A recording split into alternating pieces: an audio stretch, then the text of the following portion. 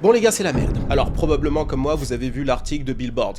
Constat alarmant. Aucun morceau rap dans le top 40 des morceaux les plus écoutés du pays de l'Oncle Sam. C'est un véritable problème. Ce n'est pas arrivé depuis 1990, c'est-à-dire ma date de naissance, les refs. Depuis ma date de naissance, ça n'est pas arrivé. C'est un véritable problème, d'accord? Mais ça, j'en ai parlé en 2023 dans ma vidéo « Les symptômes de la mort du hip-hop ». Je pensais avoir tort, je me suis dit que peut-être ça allait s'arranger ou quoi, mais les choses continuaient à sombrer. Et aussi, je vous avais fait une vidéo sur l'ascension de l'afrobeat, en expliquant que le marché de l'afrobeat est en pleine ascension, comme la musique latino, et que potentiellement, il allait y avoir plus de superstars dans le monde de l'afro. Okay, le hip-hop allait rester, à mon avis, dominant dans les parts de marché, mais en termes de superstars, l'afrobeat, ça continue à prendre de l'ampleur.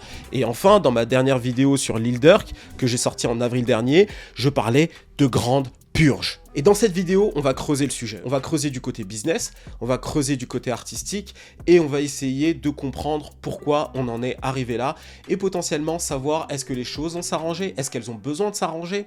Enfin bref, on va essayer de répondre à toutes ces questions, et bien sûr, j'en attends de ta part dans les commentaires. Yo tout le monde, ici c'est Chris Iconic, et pour regarder un nouvel épisode du Lifestyle Décodeur, n'oubliez pas de liker sur ma vidéo de Big Mitch là, qui a cartonné.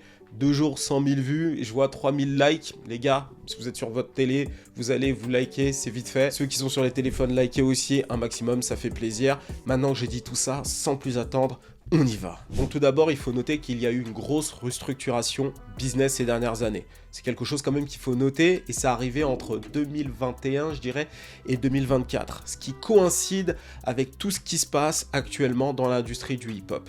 Et d'ailleurs, Brian Sissouk, qui est le fondateur de Audiomack, a fait un tweet il y a 1 an, je crois, ou 2 ans de ça, vraiment pertinent, et je pense que ça résume assez bien la situation actuelle. Voici ce qu'il dit. Les majors ont relégué le hip-hop au second plan, réduit les ressources à travers une vaste consolidation, et écarté ou poussé dehors les personnes qui savaient comment promouvoir la musique noire. Ce qui veut dire que les exécutifs et les cadres au sein de ces labels ont été mis de côté, et sans eux, c'est très compliqué de pouvoir travailler sur des artistes hip-hop.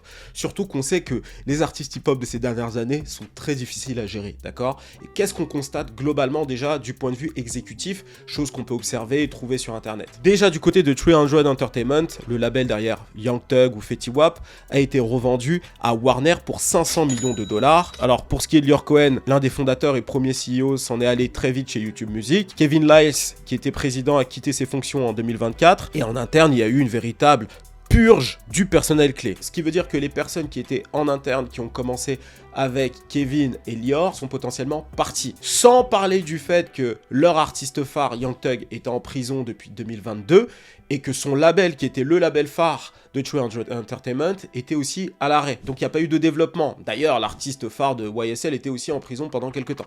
Donc ça veut dire que la situation, globalement, était compliquée pour ce label-là. Allons voir un petit peu ce qui se passe du côté de Warner avec Atlantic. Eh ben, il y a eu une restructuration violente il y a quelques années. Si je me trompe pas, c'était à peu près en 2022. Et avant cette restructuration, enfin pendant cette restructuration, ils se sont libérés, débarrassés des meilleurs artistes de leur label actuellement. À commencer par NBA Youngboy. Les gars, Atlantic Records a donné gracieusement NBA Youngboy à Birdman. Et Birdman, il a dit... Viens, il l'a récupéré, il a fait un contrôle du torse gros et reprise de volée direct. T'envoies une balle comme ça à Birdman, crois-moi qu'il va savoir la mettre au fond des filets. Sutter looks at him and says, and he points at Youngboy on stage and says, "You gave him to me. He just gave it to me. No money." I was like, Mike, I was confused. I would give Mike $10-20 million. You know when I asked him what he said? And this told me everything about labels. He says, "Act, what you want me to do?" The nigga was in jail. They don't know what to do with him. Donc Michael Kaiser, qui était le directeur de la musique noire chez Atlantic, a donné NBA Youngboy parce qu'il ne savait plus quoi en faire. Il n'arrêtait pas de faire des allers-retours en prison. Qu'est-ce qu'il pouvait faire avec lui? Il savait plus comment le gérer. Il s'est dit, il n'y a plus moyen de l'exploiter. Il a sorti 14 albums, sachant qu'ils avaient un contrat pour 4 albums, d'accord? Donc ils en ont plus que nécessaire. Ils se disent que potentiellement, c'est la fin avec lui. on le donne au vieux, il sait gérer ses voyous et c'est réglé. Sauf qu'NBA Youngboy est au début de son run. Il n'avait jamais fait de tournée et je pense qu'il y a moyen qu'il continue à monter en popularité. Au passage, sa tournée actuelle, c'est l'une des tournées les plus lucratives de l'histoire du hip-hop. Donc ça veut dire que vraiment il y a une popularité de dingue. Il faut qu'on reparle d'NBA Youngboy, même si on l'a fait récemment. Pareil pour Kodak Black, il était chez Atlantic Records, il a été libéré dans la même période et Capitol l'a récupéré. Donc ça veut dire que tu as deux artistes déjà majeurs comme ça du label qui l'ont quitté pendant cette restructuration. Je pourrais continuer comme ça. Tu as aussi Cardi B qui vient à peine de sortir un album mais qui pendant des années était inactive. Enfin bref, il y a eu pas mal de changements chez Atlantic Records. Et aussi très important, l'arrivée d'Elliot Grange. Elliot Grange, pour ceux qui ne savent pas, c'est le fils de Lucian Grange, le CEO d'Universal. C'est lui qui a lancé 10K Project, le label qui abritait 6ix9ine et qui abrite aujourd'hui encore Trippie Redd ou encore Ice Spice. Ce label était chez Universal et avec le départ d'Elliot d'Universal pour rejoindre Warner, eh bien, il a ramené son label avec lui. Donc il y a pas mal de changements du côté de Warner.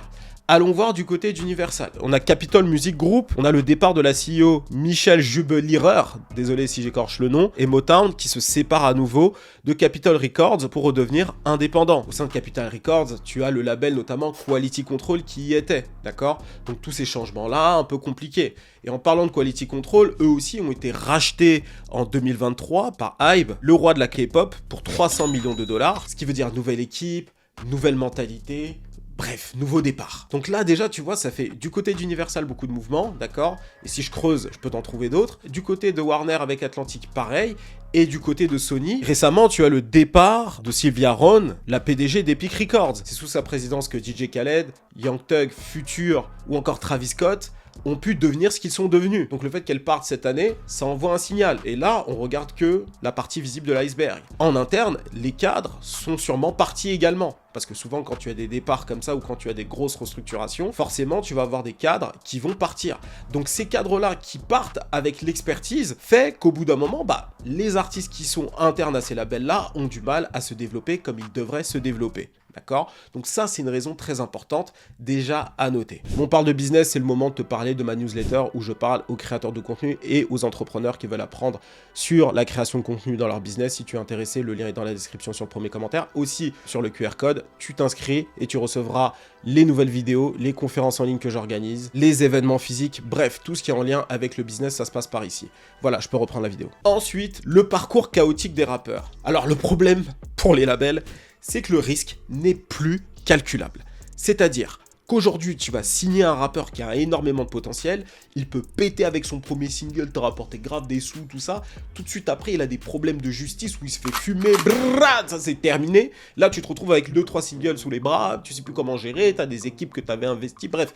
Là, ça part en sucette. Entre 2015 et aujourd'hui, regarde-moi un petit peu tous ces rappeurs qui ont vécu des galères. Où sont morts? Kodak Black, incarcéré. NBA Youngboy, incarcéré. Young Thug, incarcéré. XXXTentacion, assassiné. Juice WRLD, décédé. Pop Smoke, assassiné. Takeoff, assassiné. Et à l'heure où je vous parle, Lil Durk est incarcéré. Bon, là, tu l'as bien compris, hein. Ces artistes-là, certains sont sortis de prison depuis. Kodak Black est là. NBA Youngboy est en train de rayonner. Young Thug, tu vois, c'est très compliqué. Mais en fait, le truc, c'est que c'est tellement chaotique et tellement peu prévisible qu'aujourd'hui, les maisons de disques se disent, est-ce que ça vaut vraiment le coup d'investir comme on a investi sur les rappeurs? Peut-être qu'on peut aller sur de la pop, cartonner avec des artistes qui vont avoir une popularité pendant 3 ans, 4 ans, 5 ans, sans avoir autant de soucis à les gérer. Tu vois par exemple la NBA Youngboy, lorsqu'il sort un album, Warner en fait essaie de composer autour de ça. Ils peuvent pas faire de la promo parce que le gars en fait s'en bat les reins, tu vois. Et les labels en fait se disent ok, il rapporte un peu d'argent, mais il est difficile à gérer. Derrière, en plus de ça, il faut catch up avec lui pour essayer de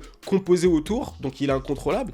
Quel intérêt au bout d'un moment? Et puis sans parler après de tous les allers-retours en prison qu'il fait. Avec XXXTentacion, paix à son âme, il est décédé, il était en pleine ascension. Et je pense que ça a dû bloquer pas mal les maisons de disques. Et c'est ça justement qui les a tournés vers d'autres styles de musique qui vont rapporter de l'argent, qui sont en pleine croissance, sachant que le rap, lui, est peut-être potentiellement arrivé à un niveau de maturité au niveau du marché. Je te parle même pas des artistes en perte de vitesse comme Blueface ou DaBaby. DaBaby, plein de problèmes personnels et musicalement parlant, ça appelait un peu moins, ce qui est dommage parce que je trouvais que justement il apportait quelque chose d'intéressant. Et de l'autre côté, Blueface, il est en prison, il vient juste de sortir, il a pris de la masse, on va voir ce qu'il va faire. Mais avant de rentrer en prison, il était en mode télé-réalité avec Rushan. La dernière vidéo que je voulais sortir sur lui, c'est le pire couple du hip-hop de tous les temps. Voilà, c'était ça le titre de la vidéo, peut-être que je vais la sortir finalement, peut-être pas. Mais voilà, j'allais pas parler beaucoup de musique, j'allais vous faire rire quoi. Donc, en plus plus de la restructuration, avec justement tous ces soucis avec les artistes, eh bien, c'est la combinaison parfaite pour éviter d'investir sur les rappeurs et plutôt investir sur des marchés émergents comme la musique latine, l'afrobeat ou encore la K-pop, d'accord? Ces trois styles de musique-là, super intéressants, qui me fascinent beaucoup d'ailleurs, sont en pleine expansion. D'ailleurs, je pense que l'année prochaine, je vais faire des vidéos sur ces styles de musique-là, donc dites-moi en commentaire si ça vous brancherait de découvrir autre chose. Troisième observation. Alors, si tu regardes l'ensemble de l'écosystème du hip-hop, tu te rends compte qu'au final, c'est toujours la musique la plus écoutée si tu regardes les plateformes de streaming, d'accord? Parce que c'est vrai, là on parle du top 40 des singles les plus écoutés, mais quand tu regardes vraiment les streamings dans la globalité, tu te rends compte que le marché du hip-hop représente encore 30,7% des flux musicaux mondiaux, le rock 14,7%, la pop 14,7%, la musique latine 8,2%, la country 5,9% et l'EDM 5,2%. Alors certes, la K-pop, la country ou encore la pop dominent les charts actuellement aux US, mais ça ne veut pas dire que globalement c'est les musiques les plus populaires globalement, d'accord? Et le hip-hop donc est toujours aussi populaire. En fait, ce qu'il faut savoir, c'est qu'aujourd'hui le marché du hip-hop est tellement fragmenté qu'il est très compliqué de juste dire j'écoute du hip-hop. Tu vas avoir le rap un peu boom bap avec Freddie Gibbs, les Benny the Butcher, Davis ou encore Jim Jones. Tu vas avoir la trap musique mainstream avec Migos, Young Thug, Travis Scott ou Lil Baby. Tu vas avoir la scène rage, trap, mumble rap avec Playboi Carti, Opium, Trippie Redd, Lil Uzi Vert, Sizo Touchdown. La scène drill avec Lil Zay Osama, King Von, Lil Durk, Rob 49. Et tu vas avoir des artistes qui sont dans la case drill, qui vont être aussi dans la case trap, par exemple Lil Durk. Voilà. Mais disons qu'il y a tellement de marchés différents, c'est pour ça que c'est très compliqué de dire aujourd'hui j'écoute que du hip-hop. Non, tu écoutes quoi comme hip-hop? Tu écoutes du Lil Durk, donc de la drill, tu vas écouter la musique de Louisiane. Moi j'aime beaucoup les artistes de Houston par exemple, tu vois, un Sauce Walka ou un Maxo Cream, c'est des artistes qui sont typiquement trap, mais en même temps boom bap, enfin voilà. Il y a tellement d'artistes qui sont là, qui produisent de la musique, donc ça représente 30% du marché, d'accord? Et en regardant ça, tu peux te dire, mais vu qu'on représente encore 30% des parts de marché, de quoi on a peur? Eh bien, on a peur de rien, mais sauf qu'il y a une chose importante à noter, et c'est très important de le savoir. La musique mainstream va dicter tout ce qui va se passer plus tard, d'accord? Donc, quand tu as, comme en 2018, 56 morceaux dans les billboards hip-hop qui cartonnent, ça veut dire quoi? Ça veut dire que les maisons de disques vont se dire qu'il y a de l'argent dans le hip-hop, donc investir davantage dans cette musique. Ça veut dire que des artistes rap vont être signés ou vont avoir des budgets pour développer leur carrière. Et qui dit développement de carrière dit succès. Ça veut dire que des gens vont voir que la musique est cool, que des artistes vont vouloir se lancer, des managers, etc.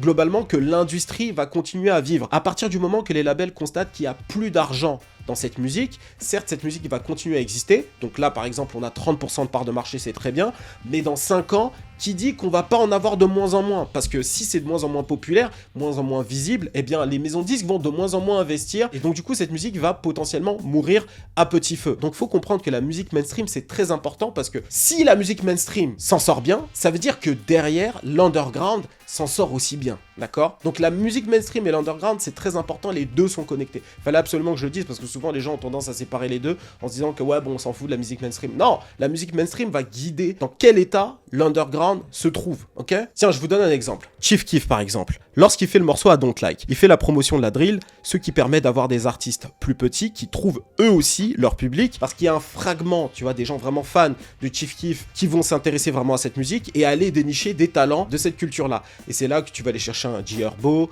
c'est là que tu vas t'intéresser à un Lil Zay Osama, Rando No. 9, etc. C'est parce que d'abord il y a eu un Chief Keef. Pareil pour Pop Smoke, pareil pour le rap SoundCloud. Un XXXTentacion ou un Lil Pump qui cartonne en 2017 fait qu'à un moment donné tu vas aller t'intéresser à tous les autres petits artistes qui se trouvent un peu plus dans l'underground. Donc c'est comme ça que ça marche. Très important que le mainstream se porte bien, et c'est pour ça que c'est très important que le rap doit rester dans le top 40. Et puis il y a une dernière chose, et ensuite j'avance. Les artistes mainstream eux-mêmes vont ensuite produire d'autres artistes, d'accord? Par exemple, un Young Thug qui produit un Gunna, un Lil Wayne qui produit un Drake et une Nicki Minaj. Si le marché du rap n'était pas ce qu'il est, crois-moi, il aurait jamais signé Drake et Nicki Minaj. Donc c'est très important que ça continue à persister. Alors avant de commencer, écoutez ce que Lil Zay Osama dit sur la drill. I hate when niggas try to say, oh, Lil Zay Osama ain't making drill music no more cause his homie just died. Man, niggas die every day, bro.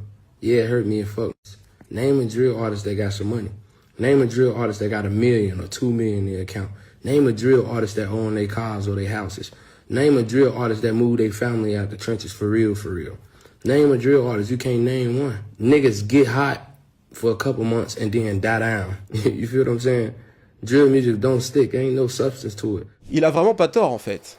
Finalement, quand tu regardes la drill sur les dernières années, les rares artistes qui ont réussi à réellement prospérer de cette musique, c'est Chief Keef, qui a été hyper malin et qui s'est cassé de cet environnement dès qu'il a pu, et Lil Durk, mais sauf que Lil Durk, comme tu le sais en ce moment, il est incarcéré, il risque potentiellement de passer plusieurs décennies en cabane. Donc très compliqué même pour lui. Et pour tous les autres qu'on aime beaucoup, King Von est assassiné, Rando No. 9 reste en prison jusqu'en 2056, FBG Duck assassiné, et Foolio assassiné. Et donc au final, qu'est-ce que la drill a apporté? Ok, quelques bons singles, d'accord? Parce que globalement, il n'y a pas beaucoup d'albums classiques dans la drill. Bon, peut-être que les fans de drill vont me sortir quelques albums, pourquoi pas. Il n'y a pas un album qui a vraiment mis d'accord toute la culture, mais des gros singles, il n'y a pas à dire. De la personnalité, un nouveau sound. Mais au final, tu as beaucoup de jeunes de ces quartiers difficiles, quartiers noirs, qui au final ont emprunté une musique et se sont servis des réseaux, notamment YouTube, pour gagner en popularité et faire bander des jeunes blancs des quartiers bourgeois. Et au final, qu'est-ce que ça leur a rapporté? Bah pas grand-chose. Ils sont morts. C'est une musique qui au final donne de la popularité, donne du clout, mais au final ça ne t'emmène pas très loin. Et c'est ça que Lil Zé Osama s'est rendu compte. C'est pour ça qu'il est en train de rétro-pédaler et se dire, finalement, je vais peut-être aller sur autre chose. Et même quand tu regardes globalement la drill, le public qui aimait vraiment cette musique a grandi. Maintenant, ce public-là, entre 25 et 30 ans. Tu bandes plus comme à 13 ans sur Chief Keef. Donc en fait, au final, ce que tu veux, c'est la musique un peu plus mûre et autres. Et les artistes de cette musique-là n'ont pas réussi à grandir avec leur public. À part Lil Durk, Chief Keef aussi, je dirais. De ce que j'ai écouté, je trouve ça vraiment cool. Et c'est l'une des musiques qui a le plus porté le hip-hop ces dernières années. Mais clairement, je pense qu'on est à la fin de cette ère. Je pense que l'époque où on bandait sur le côté street des rappeurs, leur vécu et autres, c'est un peu en train de passer. Alors je dis pas, on va toujours regarder le passé et ça va toujours attirer les gens. Le rap et la street c'est lié, d'accord? Mais tu as une différence entre un Snoop Dogg, un Nas et aujourd'hui un King Von, d'accord? King Von, c'est l'incarnation même de la rue, donc c'est complètement différent. Et pour ce qui est de la trappe, je pense qu'il y a aussi une purge. Et ça se passe dans Atlanta, avec tout ce qui s'est passé ces derniers mois avec YSL, Gunna, enfin tout ce que je vous ai raconté sur la chaîne. Il y a aussi Lil Baby qui domine cette scène, mais qui fait l'objet de beaucoup de critiques, et moi y compris, sur la musicalité, sur ce qu'il va nous proposer par l'avenir. Je pense qu'il va toujours streamer, mais est-ce qu'il va arriver avec un momentum comme il a eu avec My Turn? Franchement, je ne sais pas, on va voir. Comme je l'ai dit, je pense qu'il y a de l'espoir du côté de Gunna. On est au début d'une histoire, on a l'impression qu'il se passe un truc. Tout ça, c'est des impressions. On verra si ça se concrétise dans les faits, dans les années à venir. Mais dans tous les cas, la trappe d'Atlanta, c'est complètement essoufflé. Donc là, on assiste en fait à un espèce de moment artistique où tout est en train d'être balayé, il y a de nouvelles choses qui doivent éclore. Et en fait, comme on ne voit pas les choses éclore, on a l'impression que la musique est en train de mourir. Mais elle n'est pas en train de mourir, elle est toujours bien là, elle est présente, elle est consommée par le public, mais il nous faut de nouveaux héros. Des héros qui sont capables de sortir des hits, de cartonner, de faire rayonner cette musique et de devenir les nouveaux ambassadeurs pour que derrière, le marché soit encore assuré sur les 5-10 prochaines années. À voir ce qui va se produire, je n'en sais rien, on verra. Par contre, tout ce que je dis, c'est que les rappeurs, il va falloir que vous bougiez le cul, vous fassiez quelque chose, parce que sinon, c'est terminé pour la culture. Moi, après, tranquille, j'écoute Dave East, Benny the Butcher, Max O'Crim, Sauce Walka, que des rappeurs de 30 ans là, Même Freddie Gibbs, tout y est 2 fois, avec son Cochi là mon frère, mais je l'écoute toujours parce qu'il a sorti Alfredo 2 cette année, Cette année, il y a eu de bons albums, j'ai écouté de bons albums cette année, vraiment cette année, rap, clips aussi, de vieux comme ça, des vieux mpaka qui débarquent de nulle part, qui ressortent un album clean de ouf. Moi j'ai aimé ce qui s'est passé cette année, mais du point de vue mainstream, il faut que les artistes se bougent le cul et qu'ils nous sortent des albums de qualité pour qu'on puisse rekiffer à nouveau. On en a marre de parler du Big Three, J. Cole, Drake, Kendrick, artistes qui ont percé en 2009 à 2011. C'est bon frère, faut que vous nous proposiez de nouvelles choses. Donc envoyez cette vidéo là au Quinri mon frère, parce que nous ici on a besoin de ça. Parce qu'aussi il va se passer un truc, c'est que en France là, on va se prendre le truc sur 5 ans de décalage. Ça veut dire que là-bas ça s'essouffle, ils n'auront plus rien de nouveau à produire. Nous en France ici on fait quoi? C'est-à-dire, nous, on n'est pas des gens, on n'innove pas, nous, on récupère ce qui est d'ailleurs et on en fait quelque chose de cool. En France, on est très fort, on est le 2e marché rap du monde, je veux rien savoir. Mais on n'est pas des innovateurs, d'accord? Les Anglais innovent plus, mais ils sont moins chauds que nous, il faut dire la vérité, on est plus chauds. Donc ça veut dire que même nous en France, potentiellement, ça va se ralentir, d'accord? Et c'est en train de se ralentir, je le vois, et on va devoir tous se rabattre sur l'afro, La fraude chez nous, gros. Eh ouais, moi je vois le truc comme ça. Hein. Bellec. Donc, à voir ce qui se produit dans les années à venir. Je vois des retours artistiques qui sont intéressants comme E.J. Jones avec de la soul. Mais la soul, c'est cool, hein, c'est pas du rap. Donc, on va voir ce qui va se produire dans les années à venir. Alors, dites-moi en commentaire ce que vous en pensez. Est-ce que vous pensez qu'on va droit dans le mur? Ou est-ce que vous pensez que potentiellement il y a un retour? Et s'il y a un retour, est-ce que vous avez des artistes comme ça à proposer dans les commentaires? J'ai hâte de voir. Merci d'avoir suivi cette vidéo. J'espère que vous avez apprécié. Alors, n'oubliez pas de nous suivre sur Instagram. Alors, ce qu'on fait sur Instagram maintenant, c'est qu'à la fin de chaque post, on propose une promotion. Casque, place de concert, sneakers, sap, bref, que des produits que vous kiffez. Donc abonnez-vous à notre compte Instagram et tous les jours, vous verrez de nouvelles promotions à la fin de chaque post, d'accord? Donc très important. Et puis, en dehors de ça, on fait de l'actualité, on poste des clips, bref, on crée la conversation avec vous. Donc voilà pour ce qui est de cette semaine. On se dit à la semaine prochaine. C'était Major d'Iconic pour te servir. Cheers!